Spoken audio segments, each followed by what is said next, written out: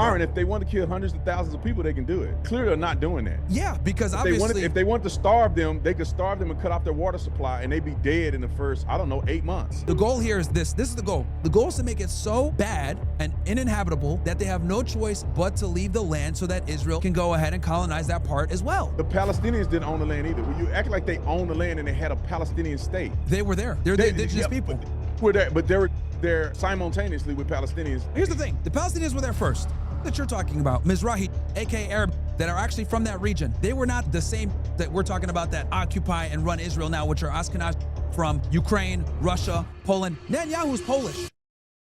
Let's go to apartheid, and then we could go into this agreement. Okay, apartheid. The reason why, we both know the definition of apartheid, sure, correct? Yes, and the reason why I said it's an apartheid, because Israel occupies the West Bank. They also occupy Gaza. These people have no rights. They have no representation. They can't vote. They can't do anything. That's not true. The people in Gaza can vote. The people in the West Bank can vote. People in Gaza voted for Hamas. They sovereignty. can't vote in Israel, but they vote for what's in their own territory. But they have no sovereignty. They voted for Hamas. They have no sovereignty at all. They don't control their airspace. They don't control their internet. They don't control their water. How do you think Israel's able to starve them right now? The fact that Israel's able to do this blockade and starve them proves that they have no sovereignty. Myron, how are they getting water right now? From Israel. Okay, Israel controls everything. They're not killing these people. They're giving them water. They're giving them medical supply, and they're giving them food. And they're still dying of starvation. How many of you have died from starvation? Thousands. No, give me thousands. Thousands. We don't know because so many people have been dying. We got 60,000 right now, right? We got 60,000. When this war is done and the fog of war is gone and we're able to actually recount everything and go through the rubble and everything, it's going to be hundreds of thousands. It's going to be hundreds. That's fine. If you say hundreds of thousands, okay, there's 2 million people that live there. 2, 3, yep. And you say the starvation. They have given hundreds of thousands of tons of food over this 2-year war because there was. That doesn't mean that the food gets in. No, yeah, because and according to the UN, because they're not letting it in. According to the UN, 96% of all the aid is getting looted, and this is the reason why Israel and it created a bottleneck because they did not want Hamas controlling the food, and the UN disagreed. And so they created another supply chain with the United States of America, and they created avenues in which they can get the food in an equitable way without it getting looted. And this is what they did. This is why they're still eating. You can go see pallets and pallets of food that are not in Gaza on the border that they hadn't been getting because that's of the sitting UN. outside. Because of the UN. No, because Israel will not allow them to get in to bring in the food. Myron, workers, you know how many aid workers have been killed by Israel? Israel's killed journalists. They've killed aid workers, to include American citizens. They've killed paramedics. There's no legitimate evidence of them killing aid workers. However, there are evidence of them killing journalists. They kill in strategic strikes. And some of these journalists were a part of. They killed Hamas. paramedics. They killed 20 paramedics and gave them a shallow grave and then lied about it, saying that they didn't have their emergency lights on. The New York Times wrote a whole thing about this, showing that they did have their emergency lights on, and they were clearly wearing markers. And then a couple of different countries sent in aid workers to bring in food from United Kitchen, etc., and they bomb and kill them. Australians, Americans, Canadians, bomb and kill them. They argued that there was a mistake, and they owned up to it. They said they did, and they said it was a mistake. Oh, it's a mistake. Like, this is unacceptable. Myron, if they want to kill hundreds of thousands of people, they can do it. Yeah. They clearly are not doing that. Yeah, because obviously, if they want to starve them, they could starve them and cut off their water supply, and they'd be dead in the first, I don't know, 8 months. Why are they not doing that, Myron, if they want to commit a genocide and they're trying to kill all these people? Because you can't be as obvious about it. The goal is to make it so bad. They're obvious according to you. According to you. The goal here is this. This is the goal. The goal is to make it so bad and uninhabitable that they have no choice but to leave the land so that Israel can go ahead and colonize that part as well. That's what the goal is. Israel already have control militarily surrounding the land of Gaza. They already have control over the airspace and the sea. So it's not something new that they're trying to invent. They tried to give them, they withdrew. They pulled up the graves of Gaza. Yep. They forced out, the idea forced out against their will to vacate Gaza. That was a political play. play. Give it to the Palestinians. That was a political play. They did that so that they can expand the West Bank. Bank. They still forced people out. They did that so they can expand the West Bank. That's why they did that. They did that as a political, fake out so that they could continue to expand on the West Bank because that's where they actually want to focus on putting a lot of the illegal, which those settlements, by the way, in West Bank are 100% illegal. No, they're not 100% illegal. That's not true. The entire international community has condemned it and said it's illegal. They're 100% illegal.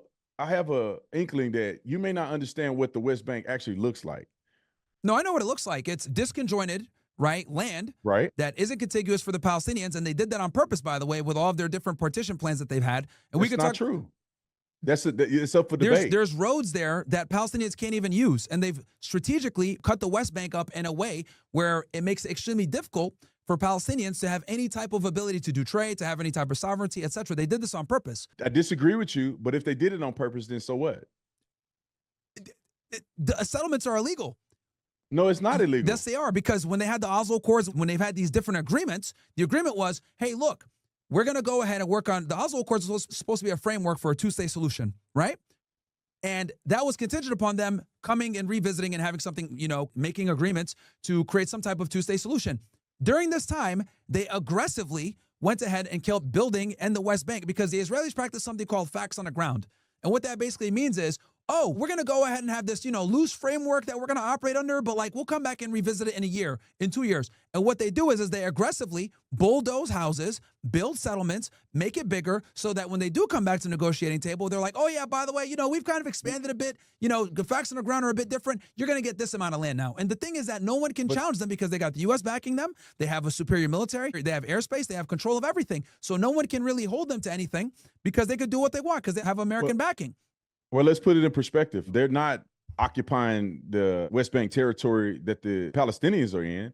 They're occupying territory that's not because they stole it from the Palestinians originally. There's no stolen from anybody. Why are you saying they stole something from any people? Bro, they didn't steal. When the British can mandate it, that means that the Palestinians didn't own the land to start with because there was the British mandate that came back. If you look at historical documentation, came back and they purchased land legally. They purchased land from the Arabs. They purchased land from the Palestinians legally. And then the Palestinians didn't want them there. Sure, let's talk about that. We got hold on. We'll get to that. But let's compare. It's the same comparison. Why don't people think the same thing about America and the Native Americans? People can argue that it was their land, but at some point, when you fight a battle and you lose, you're subject to the conquest of the country that won. Sure. Or whatever leadership that won. Well, we did it to the natives. And the Israelis have done it to the Palestinians. Here's the difference. What do they owe them? Native Americans get their own land. They get a nice little stipend check. They're American citizens. They have full rights. They can do whatever they want in America. Yes, it is terrible what Americans did to them and colonized them, but they at least have citizenship. It's not apartheid. They have the ability to do whatever they want, and they get a nice little check just for being Native American. That's why a lot of them are alcoholics. That's a whole other conversation. But let's go ahead and talk about, because we were talking about the war, right, in 1948 before that. But wait a minute, Myron. Because you said that they bought the land, right? Yeah, let's not jump there because Israel gives a lot of benefits to Palestinians as well. They work and they're able to do commerce in Israel. A minority. It's not a minority. It's 2 million. Thousands of them. The majority of Israelis are, that's why it's called state. But then you have millions in the West Bank and in Gaza that have no rights. And they're being occupied. No rights to Israel. They have rights in their own. But they're being occupied by Israel. Land. They're not being occupied. The entire international community, Brandon. Everyone knows that Israel is occupying Gaza. They're occupying Gaza and they're occupying the West Bank. This is irrefutable. How you occupy a place that you won in a battle? They had multiple wars that they won. How are you going to say after Israel wins a war that they're not entitled to everything else everybody else get when they win a war? Well, they win the wars. You know what? Yom Kippur was like yesterday? The Yom Kippur War back in the 1970s, they only won that one because they flexed nuclear weapons that they stole from us. Did they win or did they not win? We had to do a huge airlift to save them. We're going to lose that shit. When we win a war and we begin to take over the land, there's nobody that argue that somehow the land don't belong to us and we are wrong for doing whatever we do with the land that we occupy now that we won a war. If Palestinians would have won the war and they occupied the land against, nobody would be crying about it. You fought a war, they lost the war. Israel can do whatever they want to do with the land. They could push these people out of the land if they wanted to, but they're generous and reasonable enough to give them many of the holy sites that they got in Judea and Samaria.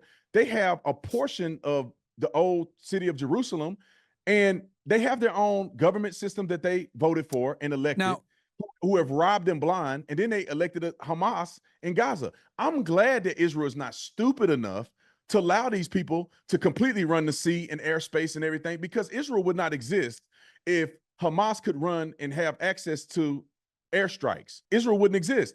They shot 4,000 missiles into Israel after October the 7th. And the only reason that they didn't kill everybody because they got the Iron Dome. And how many bombs does Israel drop on Gaza in the past year? Well, Thousands. As many as they need to. See how when it's Israel doing the attacking, oh yeah, they're doing what they got to do, etc. But then if I say, well, yeah, they're going to retaliate. Oh, well, no, they're terrorists. Like, here's the thing. No. First of all, you got to look at the charter of Hamas. They're a terrorist group. They're designated by a terrorist group in the United States of America. Who designated them as a terrorist group? We designate them as a terrorist group. Yeah, but you know who did that? Well, or maybe when they cut people's heads off, maybe there'd be an indication that they're a terrorist group. Okay, Israel was created through terrorism. The IDF used to be the Irgun, Haganah, and Stern Gang. Those are terrorist organizations. The thing is this: the person that designated Hamas and Hezbollah as terrorist organizations was. Do you think Hamas is a terrorist organization or not?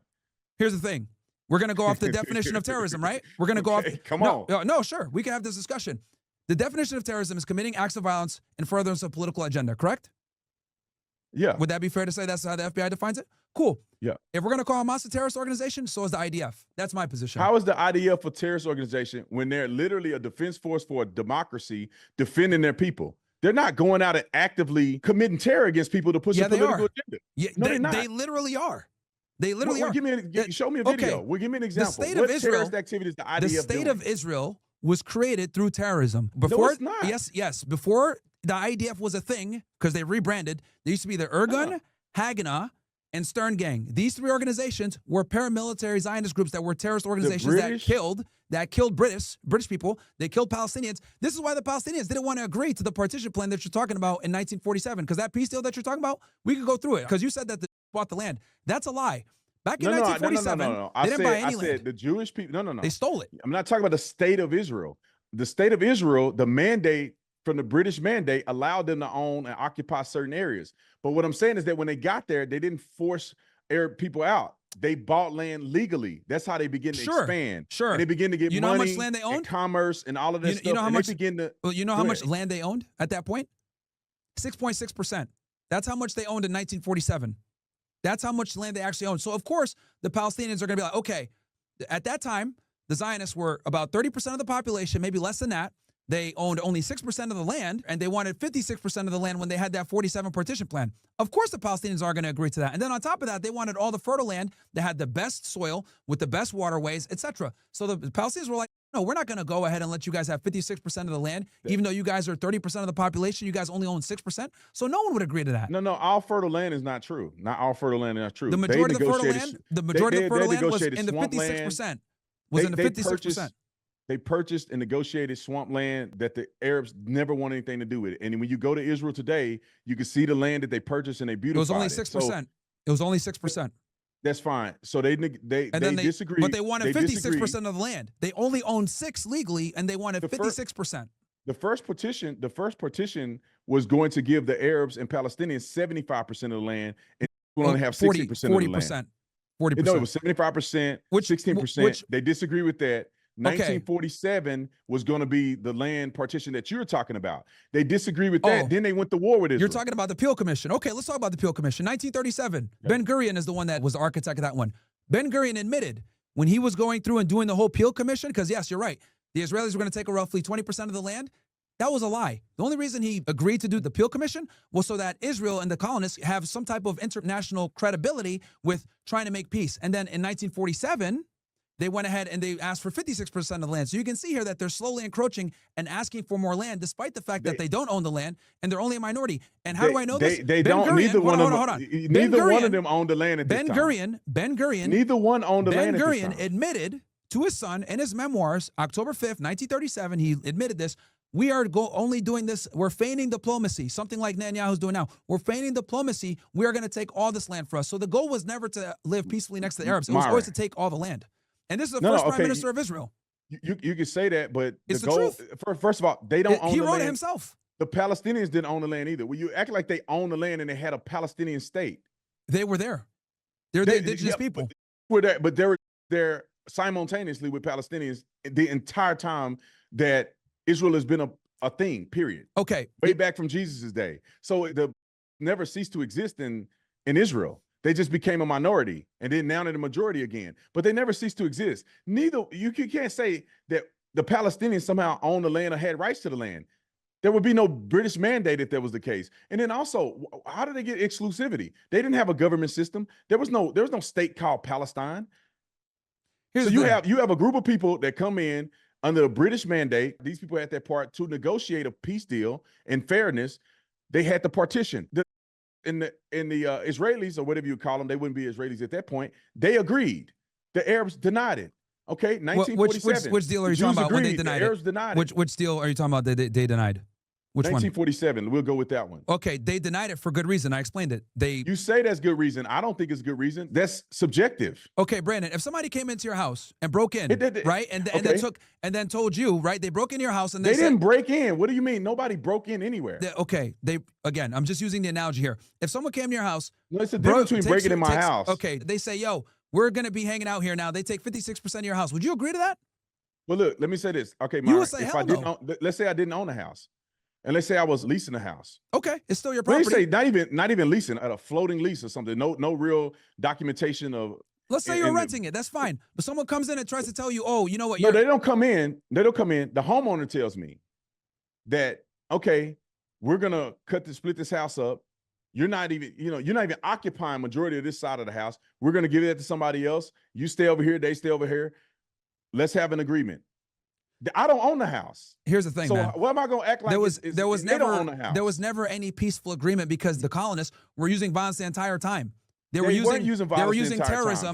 They were using violence the entire time. Okay, so these the British mandate was not violent. They were killing the Brits too. The Zionists, the King David Hotel, they bombed it. They killed like 100 people. The state of Israel was created through terrorism. You're talking about one isolated incident, but you're not talking about any of the Arab incidents where they were killing and they were doing all these. I forget the name of the battles that they were doing. They would come and kill, and they would kill them. But they were killing them. They came into the. Here's the thing: the Palestinians were there first, right? They were there, and then no. What do you mean? And then the Balfour Declaration. Myron, you gotta clear it up. You said they were there first. What does that mean? Okay, were there as well as the Palestinians. Okay, that you're talking about, Mizrahi, aka Arab, that are actually from that region. They were not the same that we're talking about that occupy and run Israel now, which are Ashkenazis from Ukraine, Russia, Poland. Netanyahu's Polish. Golda Meir were Ukrainian. Menachem Begin, Ukrainian. These people don't have ties to the land like that. They do have ties to the land. No, they don't. If you look at there's a reason why DNA tests are heavily regulated in Israel. Okay? These people don't have ties to that land. That you're thinking about, the biblical are not the same of today. Okay? That is a Hezbollah lie that they use to try to tie themselves to the land and say, oh no, look, we all have blood, etc. But there's different types of. There's so many different types. That's not true. There's different types, but the Ashkenazi and that were there have different percentages of blood connection to the seed of Abraham. But they're all just because they were, I say, forced out of the region at some point, and they end up race mixing and coming back to the land, don't mean they have no lineage to the land. That's not true. Here's the thing. And they didn't come. DNA, etc. The Palestinians are the indigenous people to that region. No, but they were there are indigenous too. They were there alongside the Palestinians this entire time. Yes, some of them Mizrahi, the Arabs that are from the Levant, yes. But that we're talking about today, the modern, the white-looking guys, these Ashkenazis, they're not from that region. They have a bloodline lineage from the region. Just because they were born in Poland and other places doesn't mean that they don't have connection to the bloodline in the region. And here's the other thing, too. This is going to debunk your entire argument. The father of Zionism, Theodore Herzl, did you know that he wanted to go to Argentina first? The only reason he picked Israel, which, by the way, this guy is secular. He was an atheist, just like Ben Gurion. I find it interesting that atheists say that God promised them that land, but they don't believe in God. It's another Hezbollah lie. Theodore Herzl, he originally wanted to go to Argentina. But then he only said, you know what, let's go to Palestine because it's going to be easier to sell for a Zionist project. That's a dirty secret that they don't want to tell you. But it's funny that you say that because you can peddle that on one side. You can say that's a legitimate argument, but it's also biblical that the people of Israel will be brought back to the land of Israel. But it's biblical. It's also a biblical prophetic reality, and Zionists believe in that biblical reality, and that was a driving force behind the support from America. That is exactly why. And that is exactly why I'm telling you it's all a bunch of BS, because the founder of Zionism and the first prime minister, Ben Gurion, were both atheists.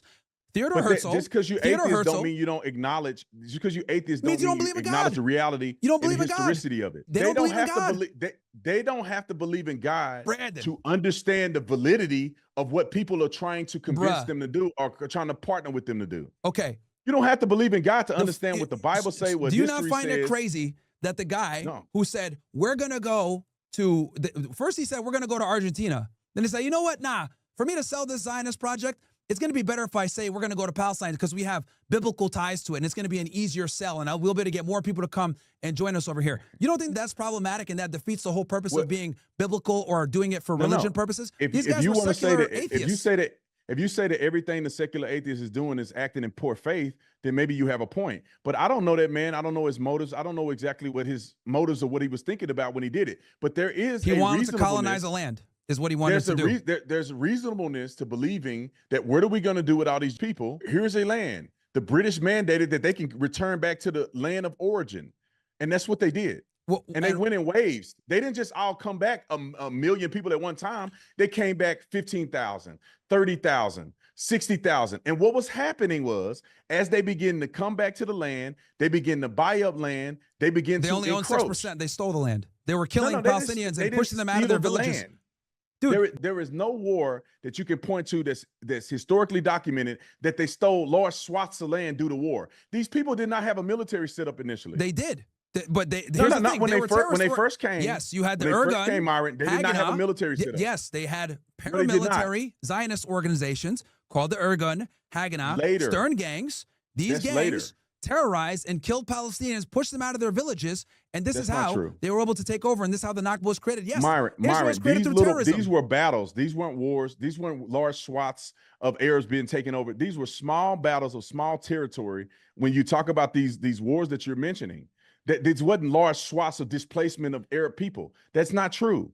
This happened over 750,000 people didn't just leave, didn't just get kicked out of their homes? No, the Nakba didn't happen? No, it did not happen that way. In the war in 1948, there was a displacement of the Arabs to their own people because they went to war and they told their people to vacate the area. And then after they won, they would bring them all back to occupy everywhere they occupied. What happened was they lost.